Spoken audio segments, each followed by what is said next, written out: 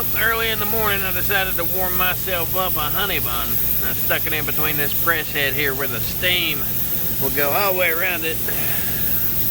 Oh yeah, now that's how you redneck at right there. Nice and warm. Got the coffee and we're good to go. Alright, getting a call early in the morning. The person's heat went out. Usually most of the time it's because these plungers on these regulators are popped. Kind of pull them up. As it gets good and cold, they get froze off. Cuts off that gas that goes into the furnace and stuff. Pilot on. Gotta hold it down and light it. Then, poof, we have fire. Today we're out here doing some mobile mechanic repairs. I'm coming to some brand new tires on this feller's vehicle. Not only does he need 4 new tires all the way around it, but he needs one underneath the spare. Pulled the thing off. It was dry rotted on the outside, rock hard on the inside, had plugs all throughout it. That thing was run to death, so that's what we're going to be doing here today. Now, you're going to go with some tires personally. I like these right here by Firestone. This is their Transforce AT2 edition. Big, beautiful thick tread on these things. Now that's a tire. This place done sprung a gas leak. So now I'm testing out, fixing up one of these hand irons here for this dry cleaning plant. Now we're working on this drain dump up and under this washer. Looking in behind some steam lines here, we got a dump down here that's all jacked up and it won't dump, so we're going to have to get into it right here. This is where it dumps the water out at. We got to pull the cylinder out right here out of this box. Well, we got the 92 Gearwrench flex head with our universal Gearwrench socket, and we can get into this fairly easy considering where it's at. Yep, got it loose. Bottom of the plate come off. Well, this one is a definite simple fix because the bottom of the plate come off. Need to get us a new stainless steel fastener. The threads look all right. We'll cut all this lint off here, fix it up, reinstall them, collect our payday, and go on about the day. First things first, we're gonna retap the threads on this, make sure they're good and fixed. I'm sitting here in a drain, literally, feet moving, tight confined space. The inside of this dump here looks like the air should press down on this plate and seal that off. Good thing it's all stainless steel inside here, so if I need to take this out because there is a fastener right there broke off, then we could do that. You know, drill it out, all that good stuff, retap it. As far as the seal goes, it don't look too bad. Alright, so, you know, got a call in for this Hubish Originator dryer. It's a 120 dryer. You got yourself a fuse right here behind the panel that controls your temperature, your low airflow, all that stuff. Fuse right there. It's like a 1-2 amp fuse, keeps blowing constantly. You can change them 2 or 3 times, trace the wires to it, leads it back to your transformer on X number 1, I believe, on this particular model right here. Now, if this thing continues to blow all the time, you probably got something wrong with it, which can be a very big pain in the butt to try to find, trace down the wires, especially if people, you know, cut wires in half. You see that particular fuse leads right here into this black wire, which is supposed to lead to this plug-in to a door switch. That way when the door's open, it cuts the current, shuts the motor off. Right here's the red wire that runs into it. It comes down into here. First thing you should check is probably this relay right here. This should be model number M400912P if you need to order one for this model. It's also on Unimac and the Speed Queen edition. 120 volt switching relay is what it's defined as. As you can see here, this one is brand slap new. Costs you about 35 bucks if you order it online, not too bad. But this is the first thing I'd check if you have a fuse that continues to blow non-stop. And the reason this one is blowing non-stop, I have a feeling, is because the windows directly overhead, you can tell where it's been leaking on top of this dryer. And I would say that it's leaked on it, it's got wet, and it's fried the circuit inside. As you can see, here is the old one. And you can tell by looking at it, it's all brown on the outside of it. Good little indicator. And getting on the outside of it ain't too bad with a socket, but you know what? That's what these little ignition wrenches here are used for whenever you've got to get into nice tight confined spaces like that fastener right here.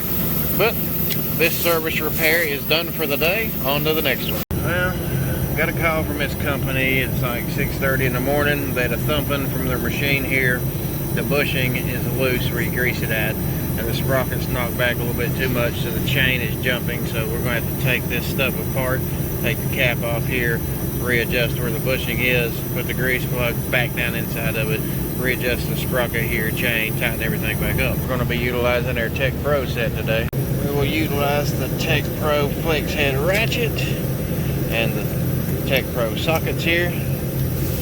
You can check out the ratchet review if you'd like. It'll be posted in the description box below. Now, without taking much of this apart, we got it loosened up. We'll try to spin this bushing around here and see if we can find the hole it's supposed to line up into. We can do that, and then we can easily thread it back in place, tighten everything back up. It might be knocked back a little bit too far. Well, we gotta go all the way around to find out for sure. That's got to be the hole right there. Well, had to pull the cap off here. Had to get out the fitting. The threads broke off of the brass pipe right there. So we're gonna re-tap this, put it all back together again. Well, it's reassembled and back together, but there's still a thumping sound every time that fastener goes around. You'll hear a thumping sound, and it's coming in behind where the actual pipe goes into it to provide grease inside the bushing. So it's probably something on the shaft that's a little bit rough running around, and it's hitting this every time it goes around. So inevitably, you know, that needs to be took apart, shaft needs to be filed down a little bit, and it should fix that problem. But as far as it running, it's perfectly operational. Chains are lined up, and it's good to go.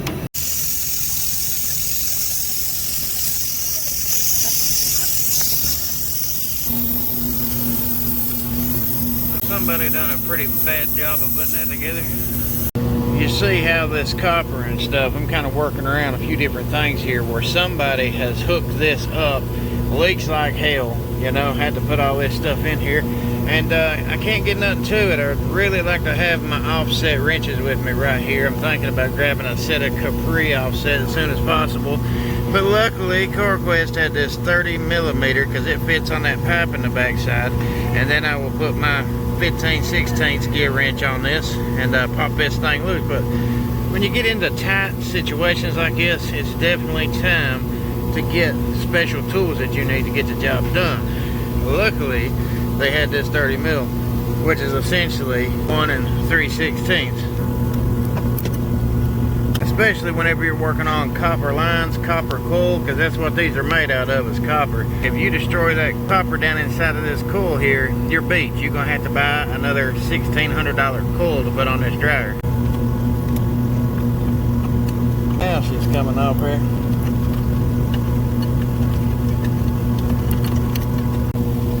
There we go. Now, of course, I can't just hold this and show you by one hand. They're closing down for the day, so I'm fixing this thing up, getting them back on the road. I'm gonna put our pipe cutter right here, get it cut in half, get it some new fittings on it, and get her hooked up. Well, we got our old school pipe cutter right here out. Put it to use again. This thing's been around for ages and ages. I mean, I got this from a old timer that I worked with, and this thing's just been a dandy tool. Get our pipe measured, cut up right here. Now we got to flare it out and then get it put back on. Oh, Lord, yeah. Now there's two different basic kinds of fittings that you can put on these things, the compression fittings, and then you can do the flare nut style, which is exactly what we're using here because it seems to hold pressure just a little bit better than what the compression fittings does, because basically when you put the nut on it, it slides up against it and it pushes the copper pipe itself down up against your fittings itself. As you can see right there, I've slid it up in here and it's fitting around it perfectly. And you basically slide it on. We're going to do the same thing to the other side. There's this one's an older nut that I've had laying around, and then this one will be the new one. And we just got to slide it right in over top of this before we flare it up, and they will essentially fit the exact same size. It's just this one is older and far thicker. It's made a lot better than the newer ones this day and age. And here's what you kind of need to put them on, because whenever it slides in over this and you lock that nut down, it pushes that copper right along the tapered edge right there and makes it get a good, nice seal. And we got to make sure to sprinkle this on some leak lock This stuff is some good stuff. Definitely try it out. Well, as you can see, I installed a new piece of pipe along with an elbow, and then I hooked up our copper line here, and not a single thing is leaking. This job is good and done. We caught us another little buddy today. I think it's a girl. She's really friendly. She put her little paws out, grab your fingers and everything. So we're gonna take her and let her out where her family's been let out. I think this makes number 4 that we've caught. Are you wanting out, little buddy? Are you wanting out? Look how friendly it is. You wanting out? Yeah, you wanting out? Alright, you ready? Look, come on. There you go. Say freedom.